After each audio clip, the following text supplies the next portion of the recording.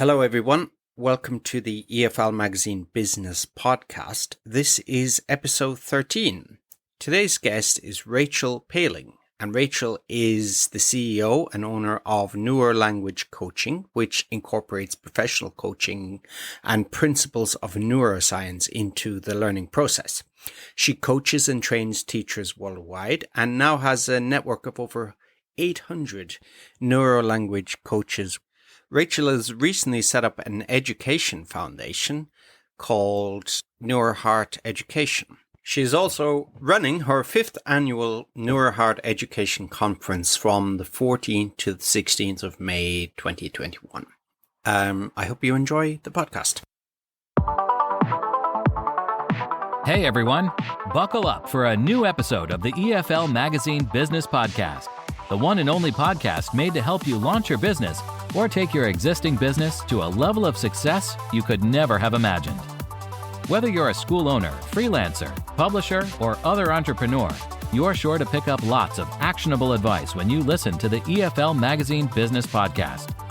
Remember to visit eflmagazine.com for great articles and features. Without further ado, here's your host, the founder of EFL Magazine, Philip Foun.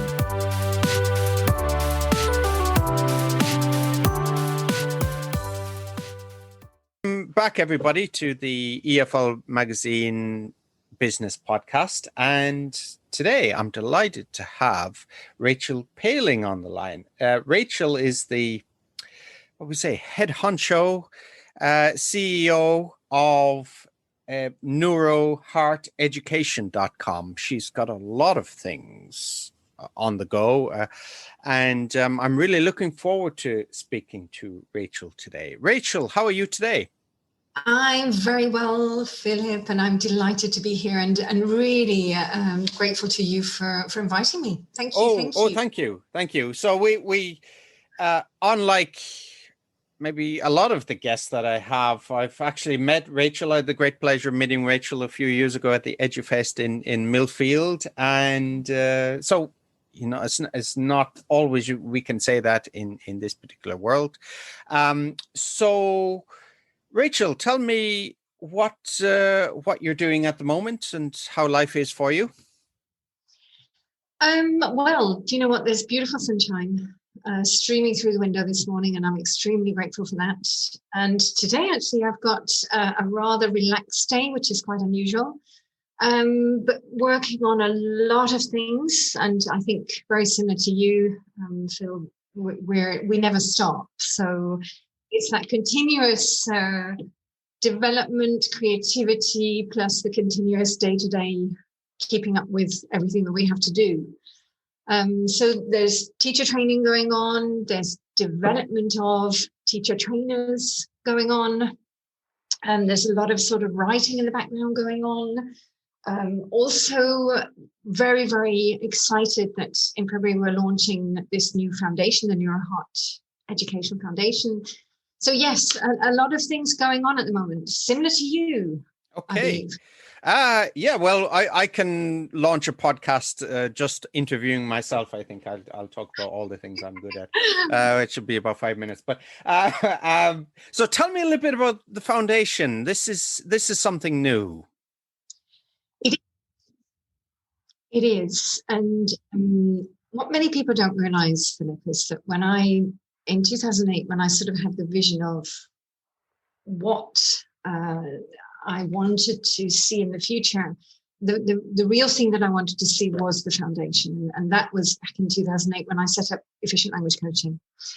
And then when I started the teacher training in 2012, that vision of the foundation was always burning in the background. And for me, it is about bringing the neuroscience, bringing the heart science, bringing that holistic system, not only to teachers and training teachers who can't afford training, and schools and institutions in places that can't afford it, but also looking at developing homeschooling that really comes into applicable knowledge And, giving children, firstly, language knowledge that they can go out and use, but also questions about how do they use mathematics? How do they use biology? I think all of us share that we had that experience at school where we had no clue what anything was applicable for.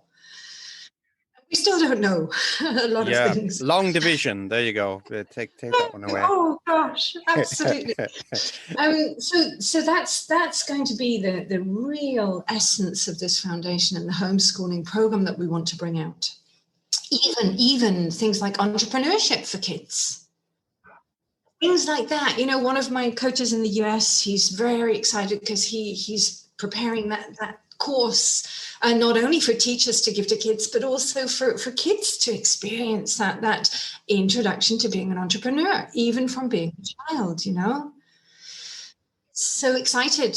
So let's talk about that for a few moments, because the podcast, as we know, is for business owners and entrepreneurs that are looking to branch into this industry or come from the English language teaching or indeed language teaching industry. So how do you teach entrepreneurship? Is it teachable? What are the skills that kids would need? Yeah, I think this is the question. And as I say, I have the coach in the US. Joe is the expert on this and does courses already with, I think, with young adults, so late teens, etc. But I do think, there are certain things that right from a young age, we can start to, even if we're connecting it to mathematics, how to handle money, how to understand the movement of money, the value of things, bringing children into that buying, selling, this is how it works. Even, the customer service skills of how do we speak to people? How do we communicate? That's something else maybe coming into entrepreneurial. Maybe later in the teens, we can come into sort of basic accounts and running that business, and maybe all the different areas of business, like I think a lot of us have learned about business on the ground. And I think a lot of our listeners, language coaches, business English coaches, or whatever they do, have actually gone into companies and seen almost as a spectator how companies are run. And then there are those of us who actually are running our own companies. So yes, it's bringing children that idea that a company is not just about one person, it's about multiple segments of a business that have to be explored. And when you're starting to look, how do I expand? You're looking at expanding not only treasury, marketing, services, sales. There's so much to a business that a lot of people don't realize. And let's go back a little bit about you, Rachel. Tell me a little bit about your background, your professional background, and how you got into entrepreneurship. It's quite interesting. I always smile when I do look back. We've heard that beautiful phrase from Steve Jobs, when you look back on your life, you start to connect the dots. And I think when you get to a certain age, that's what we do. So Phil, as I'm implying, that means I've got to that certain age in life. Okay. Yeah. I definitely can see how there was that sort of pathway. And at the age of 17, when I moved to Spain and started teaching English at that age, it was quite an experience for me because, I did leave school at 16, although I went back to university and school at the age of 24, 25. So I kind of did things backwards. I became an autonomous worker at the age of 17, 18. And in fact, a little secret that many people don't know, but now people are going to know. I started my own business with my ex-husband at the age of 21. I was an entrepreneur at a very early age, and we did run a business together. In the background, I was still doing some teaching, but still, it gave me that basis of running a business. And later, as I said, I went back to university. I became a lawyer. I hated it because I actually wanted to be a human rights lawyer. So that was my focus of law, and still is in life. And all the way through my life, I was always teaching until then, in the year 2000. Then I literally became fully focused on teaching and languages, plus bringing in the law. So in those early years, between 2000 and about 2012, before the teacher training, that's when I was very focused on business English, legal English, and very much that sort of coaching, developing that coaching of executives and professionals. So yes, I've had entrepreneurship all through my life. And it's interesting, Philip, I don't know about you, but I've always heard people say that once you have your own business, you can never go back to working for somebody else. It's not really possible, is it? It's a point of no return, I think. I agree. I really do. I think, when you start to get used to taking the decisions, understanding what and how to move business, even if you fail, it's never that step to go back to work for somebody else. It just doesn't work. Yeah, is it possible? Because this we talked about this in a previous podcast, that some of the skills needed for working in a corporate environment, of course there's transferable skills, but people are often in silos, aren't they? Or people are compartmentalized and they only know a certain amount about running a business, whereas being an entrepreneur, especially at the beginning with a startup, you have to be able to do it all or learn quickly. That's right. That's right. You hit the ground running. Yes. And tell me about your experience of that. So you had your first business at 21. So you didn't have much background in working in corporate or working for school. Did you? Were you working for school at that time? No, not at all. And it was a totally different business. I was teaching from the age of 17 to about 21, and then it was a totally different business area. And for me, I was very much involved in the sort of customer service and the running of the business. And my husband was involved in the sort of practical side of the business. So it was interesting to have that combination of two people doing two different things. But it gave me the ground skills. And yes, absolutely, I was green. When I then came back to sort of being an autonomous, let's say, self-employed person from 2000 onwards, that sort of then became a more steady step-by-step process. And in 2008 is when I founded the limited company. And that's when I started with, I would say, a shell around me as a company that was expanding and growing, but with no sort of clear understanding of how to do it. And I really remember in those early years, Philip, the frustration, because it was very much chicken and egg. And I think it is for many, many people who go into the business of language schools or language training centers. There's always that chicken and egg of, at what point do I have to stop training? And when we get to the 12 hours of training every day, that's when we have to start thinking, okay, I can't do this anymore. But then you need to be able to transfer clients to other trainers. And you also need to have more business coming in for those other trainers. So there you start to have that chicken and egg of, how do I get more business in? How do I get more trainers? And there is that big question mark. And I remember clearly that period in my business, and it wasn't an easy time at all. And little by little, the business started developing. So then I was really able to onboard more and more trainers. And by 2012, I actually had a team of 12. So there were a lot of trainers running around with, businesses and corporates for the company. And it was a very, very hectic, phenomenal time. But that actually gave me the space to then start to create more the teacher training. And that's when I started moving into delivering the language coaching certification that we deliver. Yeah. And tell me a little bit about your business. So language coaching, teacher training, what else do you do? Well, I think that's the nucleus of everything, and I mostly am focused on the teacher training at the moment.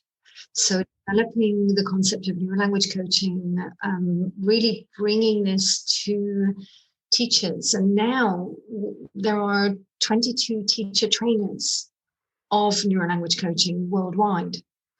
And we're now starting to deliver in different languages. And these teacher trainers are, they're phenomenal. They're now starting to deliver it in German, Spanish, French, Italian, Portuguese, Polish, Russian, Arabic, Ukrainian, Slovakian.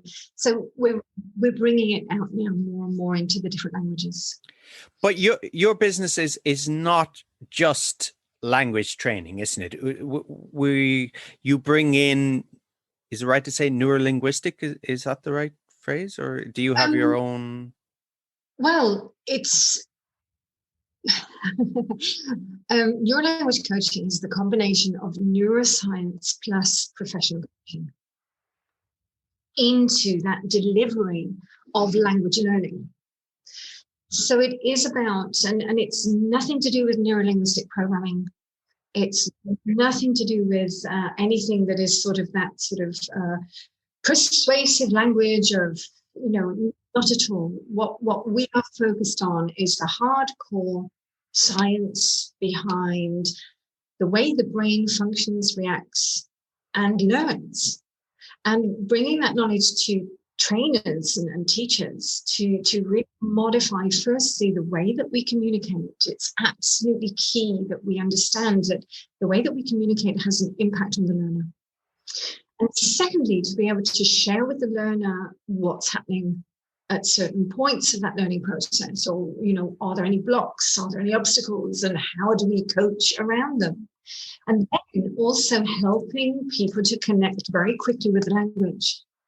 And for me, the one thing, Philip, is that's fascinating.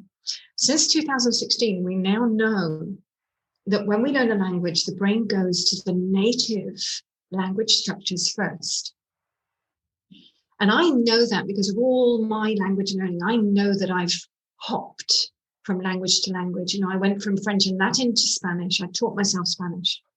From Spanish, I went to Catalan. I taught myself Catalan. From Spanish, Catalan, French, Latin, I then went into Italian. I never had an Italian lesson. And from there, I went into German. And now I'm trying to use that sort of the associations and connections to come more and more into Russian, to Greek. I promise I'll get to Japanese at some point. Yeah. Well, me too. I'll get there at some stage. We'll do it together. Yeah. But yeah, it's just bringing that knowledge to trainers so that they can help their learners. And the more that we understand our brains, each and every one of us, the more we can help our learners to understand, the more insights we're going to have in that learning process.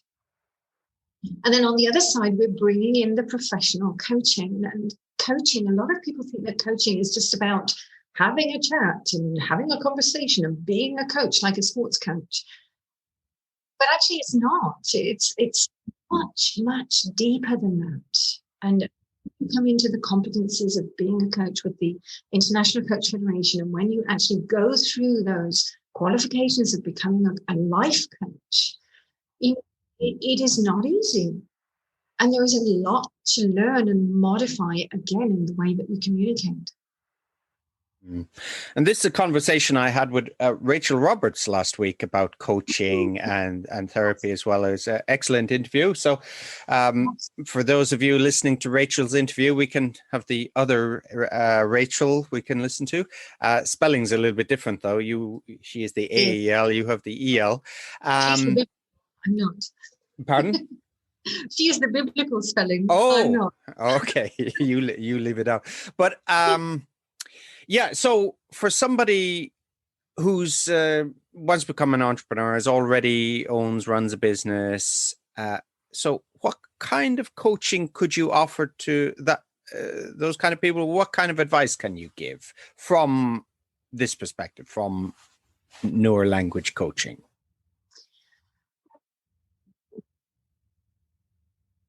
Yeah, and the one thing I would say, from this perspective is that we're all different.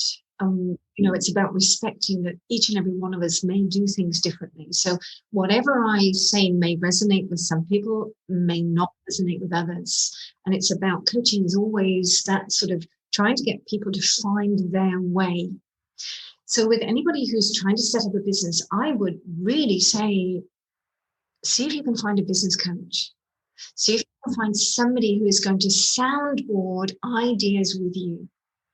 Because the essence of a coach is somebody who brings out your ideas and your creativity and not forcing what I think you should do. And that's the beauty of coaching, that it is about soundboarding.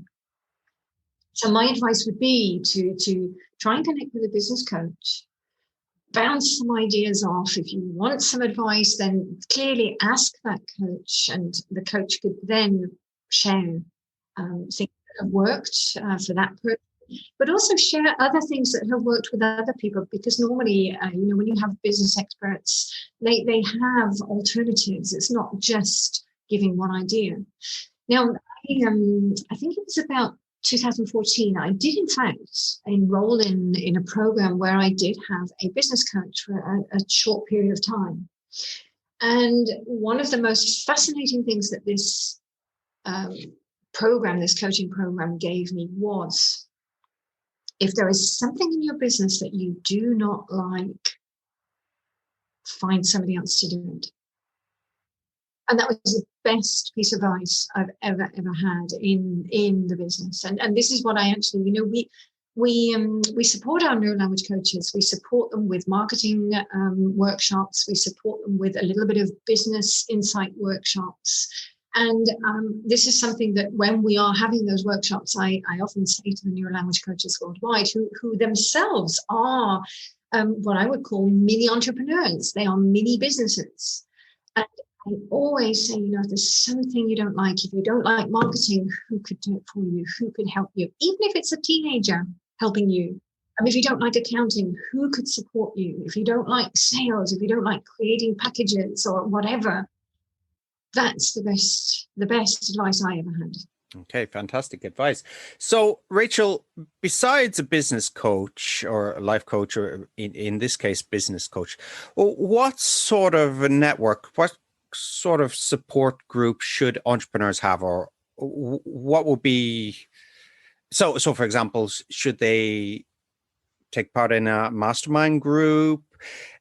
What kind of business networking should they do? In your experience, what works, what's good? It's an interesting question, Philip, because firstly, I know that many of us, and I'm sure you will agree with me, it is that question of time. We have time to be in networks or in meetings, and I confess, I'm not sure if they're going to be hearing me, but I confess I am actually in a networking group at the moment, and I never get a chance to go to the meeting. So firstly, I would always ask the question, is there really a lot of time? And secondly, what is it that I'm wanting this network for? Am I wanting it to bounce ideas off the group? Am I wanting it to get more business, get more contacts?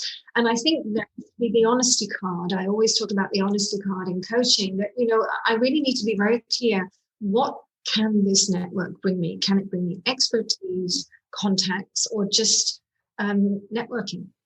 Hey, excellent. Yeah. So it's the purpose of the group, isn't it? Do you want it to bring business, or do you want some kind of moral support? So you have to know what you want at the outset. Absolutely. And how much time do you want to invest in that? And then does the time invested bring back the fruits that you're expecting from that group? So yes, I think it's a good question. It really is. It's probably better for some people than others. I'm thinking of an example of somebody I know here in Tokyo. He's a lawyer actually as well, and he decided to go to network group to get in clients, and one of the other participants is a jeweler, and he ended up selling everybody a Rolex watch. So, so that was his business, and so he bought the watch, and his wife wasn't so happy that he spent $4,000 on a watch, but there you go. So yeah, if you're looking to sell jewelry, maybe it's good. It's been proven in one case, but bringing in business, yeah, it's maybe iffy. But the moral support, because we have this portmanteau now, the solopreneur, or people who start businesses by themselves. And so what's your take on, what's your opinion on starting a business by yourself or with a partner? Which is better? Advantages, disadvantages?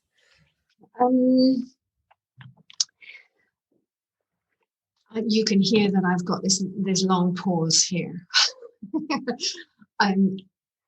Personally, I do think unless it is a close partner, and I mean sort of husband, wife, or, but even then, I always say that partnerships are a little bit dangerous. And I always wonder if it's really, really better for each person to just be their little island, have their business, have people to support you around you. Partnership, you have to be very, very clear right from the outset. Who does what happens if there's a conflict, and really have it in paper. Even going back to my legal training days, so many partnerships that go wrong, and it's soul destroying, because you have people that come together with such gusto and love for the business and getting it going, and then some years later you see it how it's absolutely gone sour and very bitter as well. And there, I think, because I've seen that so many times, that always I have that amber light of caution. And I agree with you. I think, nowadays, and especially with the pandemic, especially with what's happening, we have a lot of teachers coming into becoming mini entrepreneurs. There, I would say, to see how they can really do it by themselves, maybe getting a support network. I always say to my neurolanguage coaches that they can support each other. They don't have partners, but they can support each other and bring business to each other. Maybe they keep a little commission if they're bringing business to somebody else, but they can still be their own island. And well, actually, I'd been going it alone for 5 years. Now I have a partner. The last few months, he's fantastic, and I mean, it's taking my motivation to new levels. It's really rejuvenated the company. His expertise and his just success is just pushing me forward. And because after 5 years, if things aren't working, you can begin to hit a wall, really. And that was it. Just came at the right time. But I think I'd been kind of circling around other partners in the past few years, and I'm kind of glad it didn't happen in certain ways, that things didn't work out.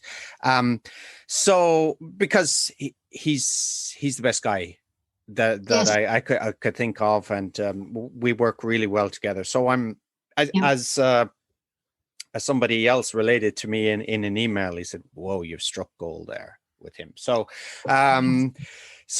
yeah, I'm happy about my partnership. But coming back to maybe some stories you've in your legal life about failed partnerships. What went wrong, do you think, is for people who are thinking about entering a partnership or are in one? What are things you've got to be aware of and you've got to act on before things get out of hand?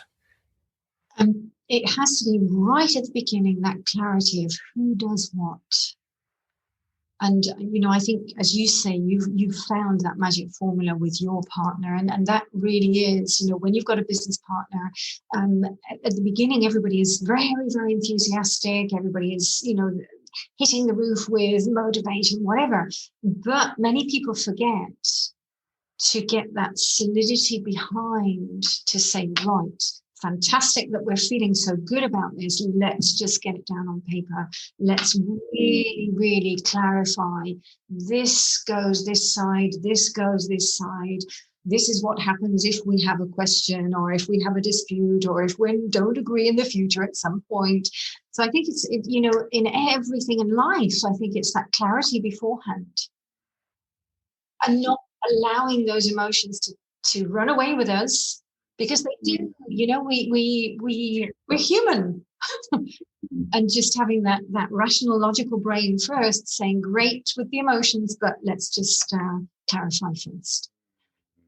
Because sometimes if it comes from a friendship, that maybe you have a lot of things in common, maybe similar personalities, but these things mightn't work in a partnership. You need maybe two different people, don't you?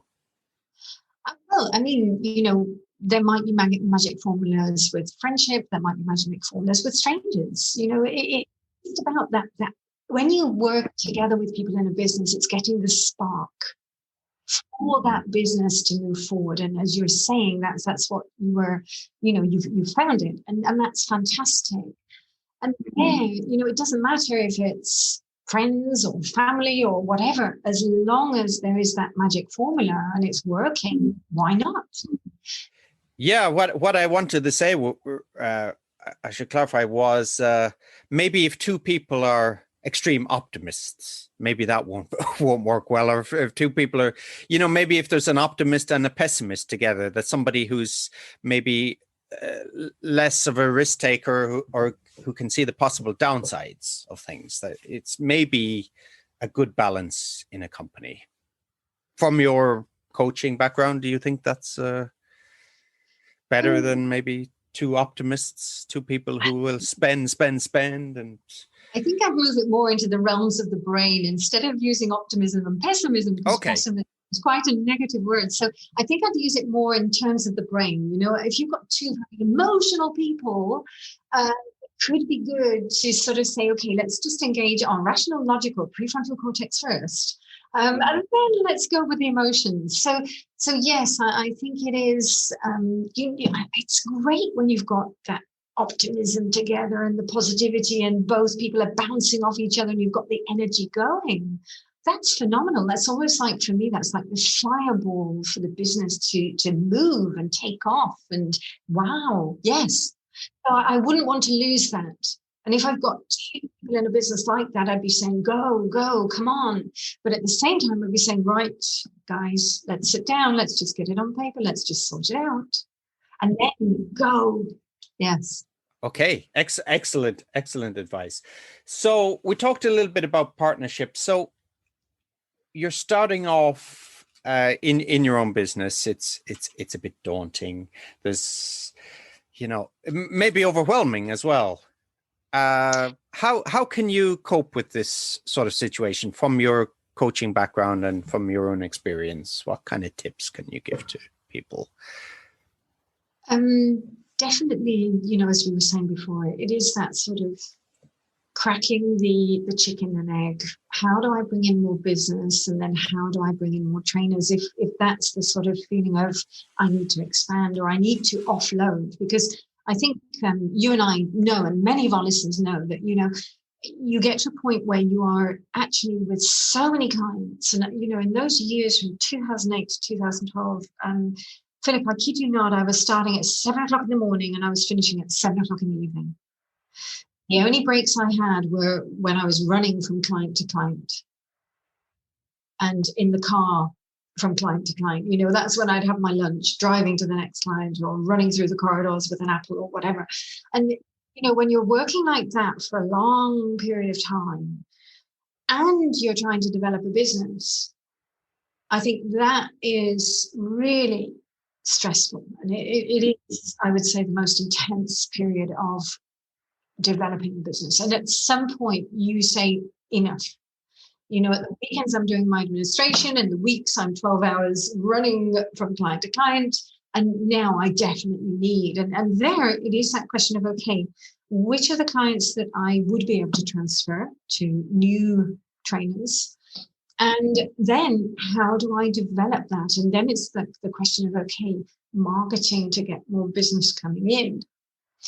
But the other side of a business, and this is also something that many, many people, I'm not sure how much we are careful with it. It's that cash flow. And cash flow is essential. You have to make sure that cash is flowing. It doesn't matter if you're not making money, as long as that cash is flowing. Because as soon as you get a stop in cash flow, wow, that's when you've got added stress coming in. And I've been there. I know exactly how it feels when you've got your head going slowly under the water and you're thinking, oh my God, if that cash doesn't start flowing soon, help. I'm sure a lot of businesses have experienced that and will do in the future. And with this COVID situation, it's a lot of streams of income have dried up and people have this fear. But how did you address that situation? How because that's the most important thing in business, really. It is definitely. The first thing is, how do I tighten the belt? So if there is a cash flow problem, what are the costs and expenses I can get rid of now? And then you really start offloading things that you don't need, things that you can squeeze on. Unfortunately, sometimes that also might mean personnel if you've got secretaries or whatever. You have to tighten the belt. And then you have to see, what do I need to get that cash flowing again? Is it somebody who's paying and then they're not paying? We're behind on payments. How do I get those payments moving in? How do I get new business? So there are various strategies of doing it, but definitely the first one is, what can I offload? That's the emergency stage. And then you start to look at the next stages, like, how can I get stagnant money coming in? And then how can I promote and get more business? Okay. So moving on to getting more business. So you launched your company, you went out on your own, you're now really successful. So I want to kind of rewind a little bit as to your origin story. We'll go Joseph Campbell here, and we'll say, you had your difficulties at the beginning and you went through this tough situation, and now you've come out a changed character at the end. So tell me a little bit about your difficulties, how you overcame them, and what worked for you and what didn't. Definitely, it's been a long journey. So there's been a lot of ups and downs. And starting the business in 2008, before that I was self-employed. Then that transition into actually having the company and developing the company. When companies are flowing and going and you've got business coming in, I don't think we think about sort of the future. And one of my major, I'm going to say, perhaps blind spots was actually working very, very heavily with one particular company. And in those years, 2008, 2012, perhaps 80% of the business was coming from there. So in those years of 2012, 2013, that company started having problems. And when your major, let's say, income is starting to have problems, that's when you start to realize, woof, I need to find other companies, other businesses. And luckily we did, but there were many moments of up and down. And I would say running a business is like surfing. You have to go up with the wave, you have to go down with the wave, and you have to know how to surf. And I think many business people talk about this.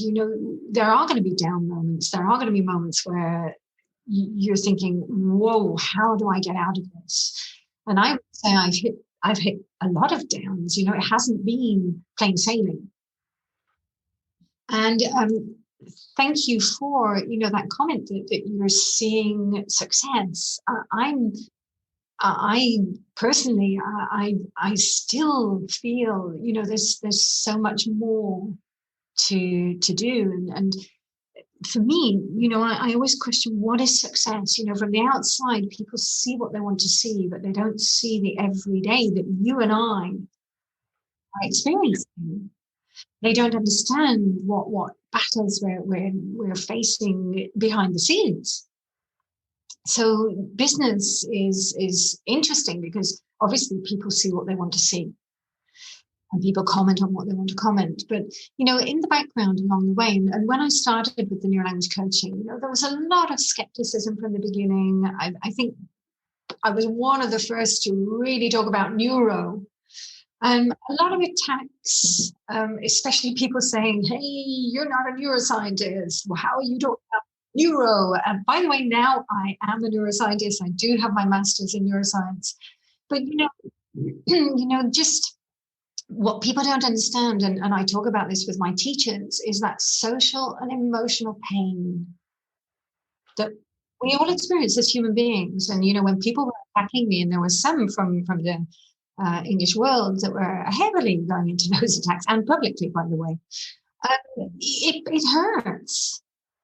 It hurts. And, as an entrepreneur, I even had to have, at one point, I had a kind of call with my business coach saying, hey, I'm in pain. What do I do?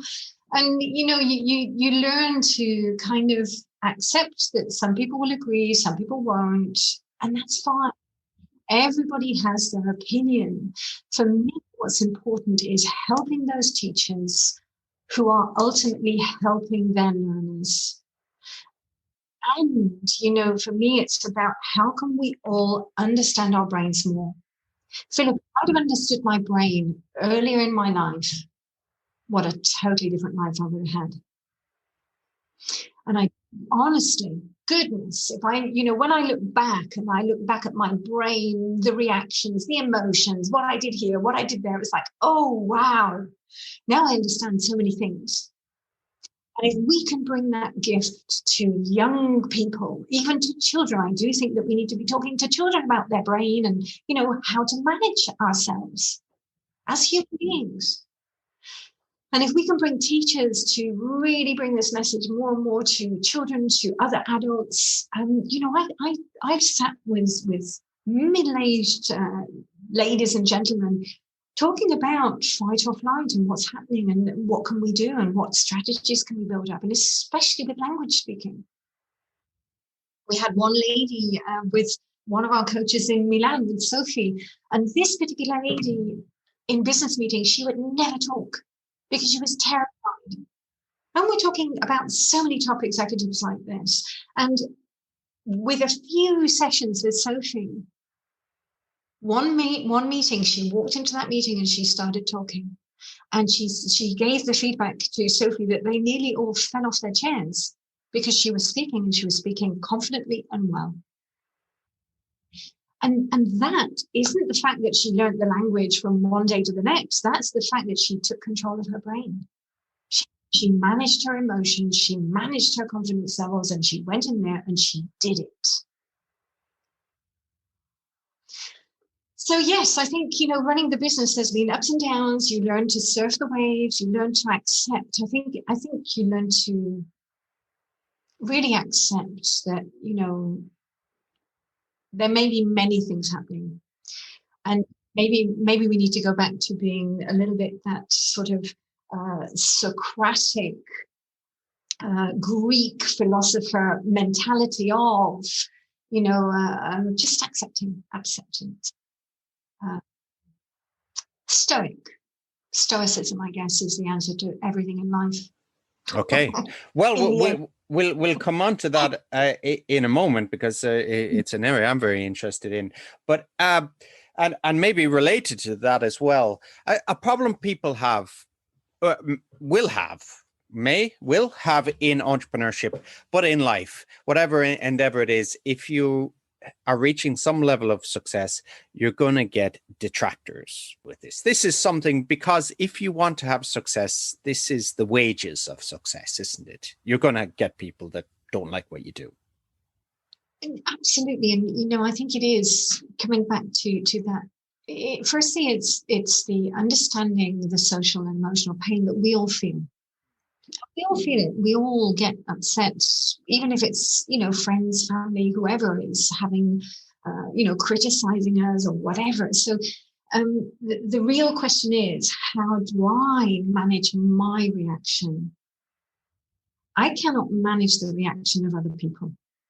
And if other people go into joy or hate, I have to then sort of, in some ways, I have to detach from that and just accept and allow them. And honestly, I just don't react to it.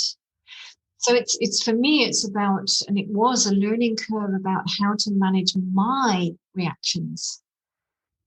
And if somebody goes off on a rant, fine. It's their problem in the end. And I do think, everything comes back to each and every one of us managing our brain. And it's been my journey of understanding how to manage me. Okay, so let's dig down into that, managing your brain. So we have a situation, you're getting some negative feedback. What can you do? Firstly, I would be, really checking into what is the negative feedback. And I actually might even be going into, I'm really sorry that you feel that way. And for me, a lot of it is about the compassion for the other person who is feeling that, because that is what they are feeling. So often with these, I have responded, I'm really sorry that this is obviously affecting you.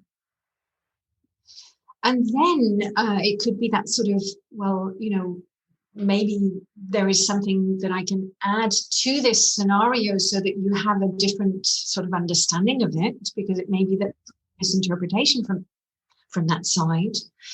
Or, that question of, okay, well, what do you want me to do about it?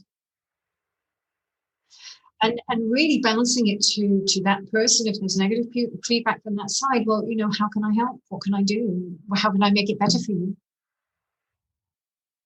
So instead of me bouncing into my reaction of, oh my God, no, actually turning around and saying, well, firstly, I'm sorry about this, that you're having this reaction, and obviously there's something behind it. So may I try to understand what's behind it?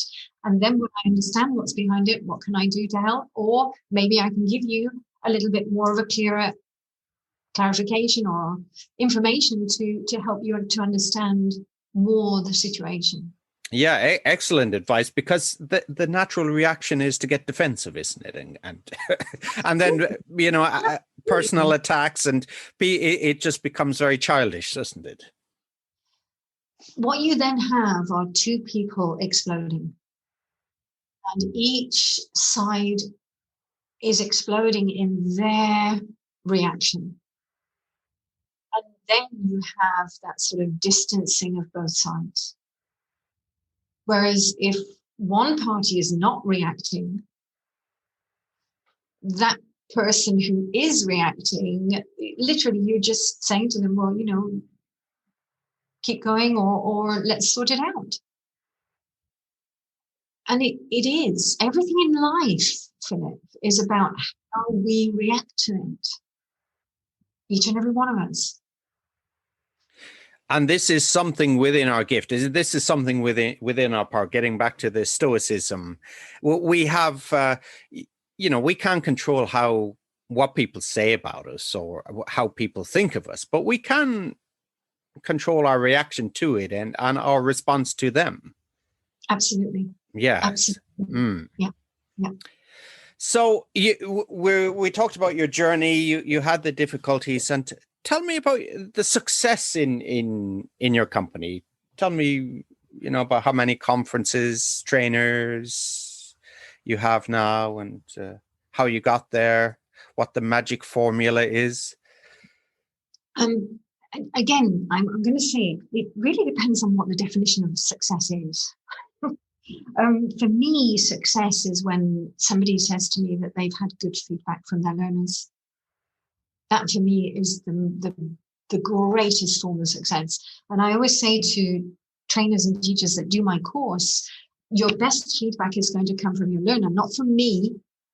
It's going to come from the learners and from the people that you're working with. So the more I hear their success stories, for me, that is the greatest success. Absolutely. Conferences. Yes, I mean, we all speak at conferences. So I think we're all successful with that. And I think it is that sort of, it's connecting with people. The one thing I will say, Philip, before this pandemic hit, 2019, I really, really forced myself, traveled all over the world to bring out more and more the message, do the training. And for me, it wasn't so much about being successful at conferences. For me, it was about bringing the message about the brain to as many people as possible. And wherever I went in South America, I was doing free talks as well, to schools, to universities, to anybody, where we set up those talks to bring this knowledge to the trainers, to the teachers, so that they could then bring it to learners. And for me, that year was key. And the success for me was bringing that message out so that more and more people could manage themselves and understand their brains, understand this emotional reaction that we all have. And I do think, I look back at that and I think, thank God I did that, because now with everything that's happened in the world, I know that there are many people out there who do now have an understanding of managing their emotions. Because we're living in a world where today, everything is triggering all of us.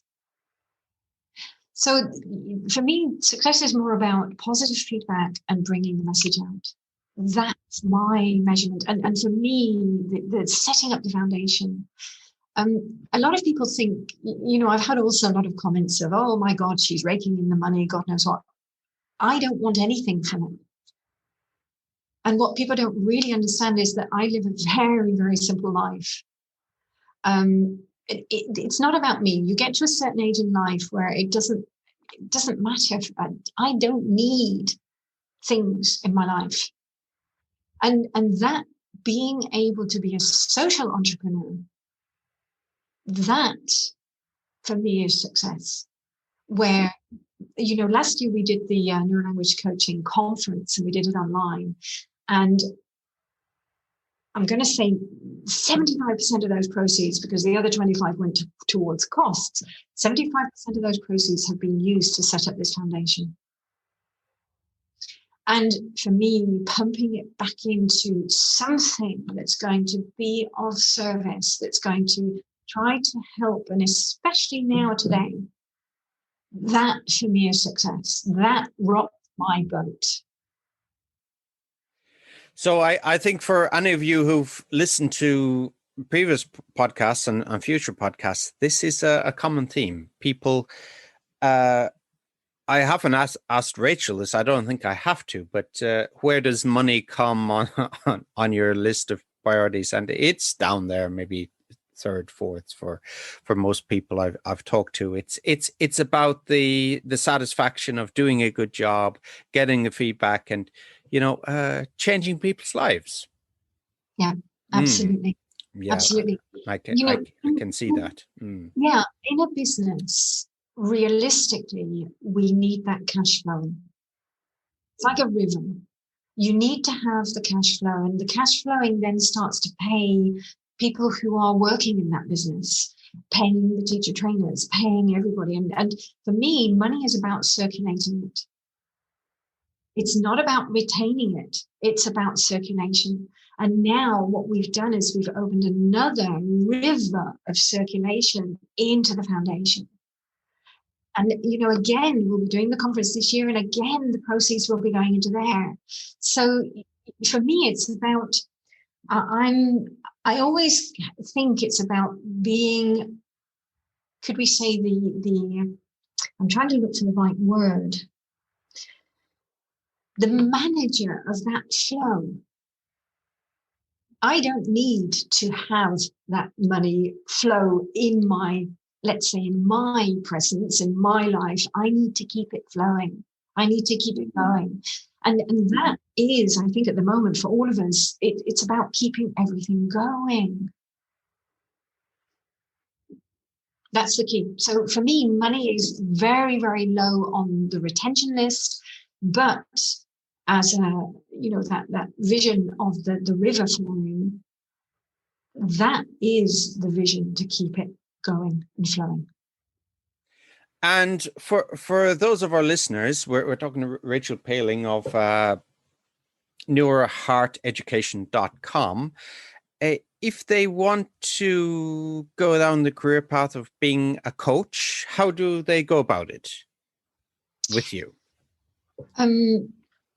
It is very much focused on neurolanguage coaching. Mm-hmm. And as we said before, it is this bringing in not only the coaching side, the professional coaching, but also the neuroscience, the brain-based learning approach. The first step is to take part in the efficient language coaching certification program, which is one of the only certification programs accredited by the International Coach Federation. And in that course, then they really come to transform. And it is a transformational communication and all that information coming into the language process, the language learning process. Definite structure, we do things differently. We have two types of goal setting where we have mechanical mastery goals. So yes, it is a very different approach to what is the normal approach and bringing in those coaching skills. Now, if they wanted to go deeper into that path, there is an advanced course after it, which is also accredited by the ICF.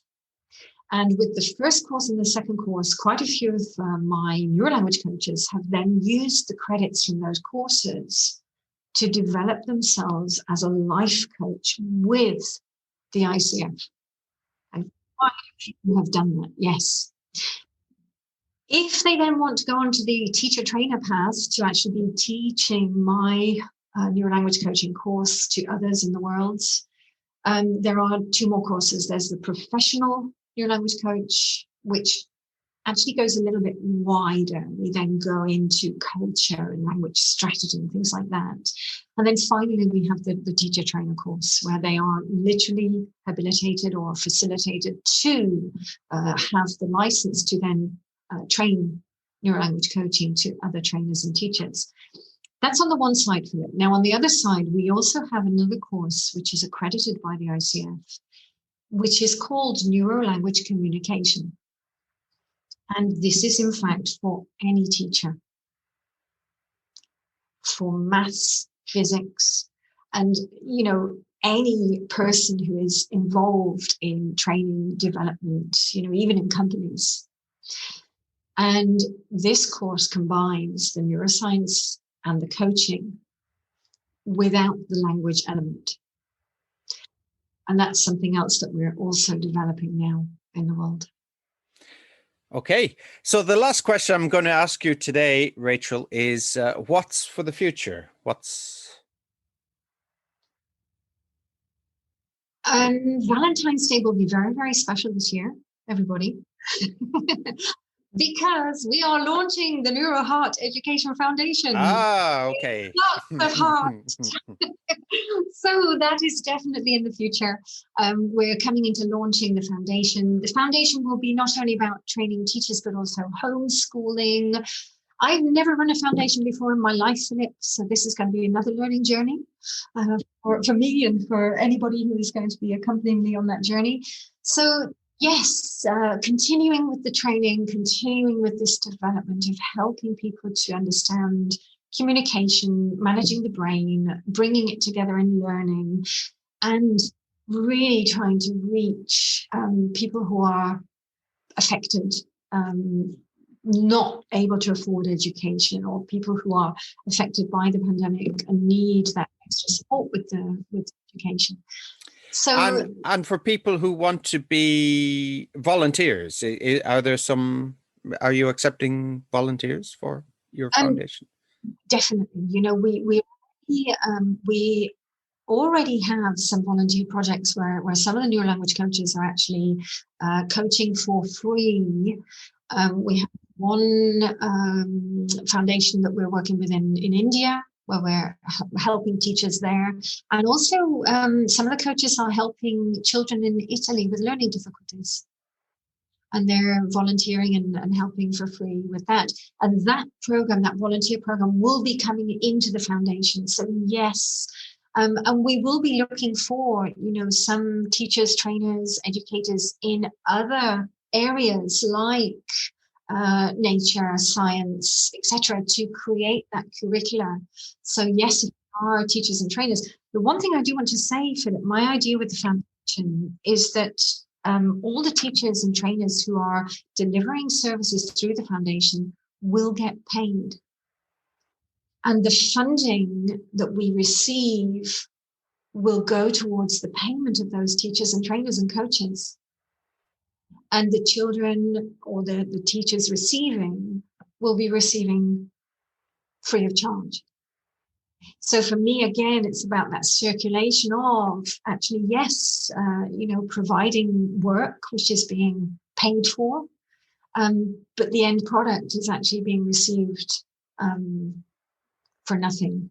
And that's my vision of making this foundation work.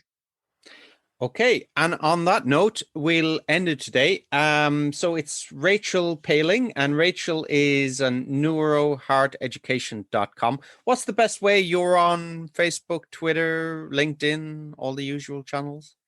I am. LinkedIn, Rachel Marie Paling, Facebook as well, either Rachel Paling or Rachel Marie Paling. And definitely, if anybody wants to send an email, info@efficientlanguagecoaching.com.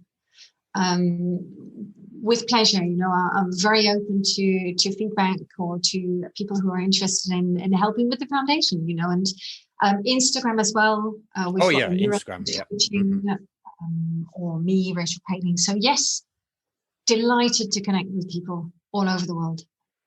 Okay, Rachel, thank you very much. Thanks for listening to the EFL Magazine Business Podcast with Philip Pound. For more great advice and resources, check out eflmagazine.com. If you found this podcast helpful, be sure to subscribe so you never miss an episode. See you next time.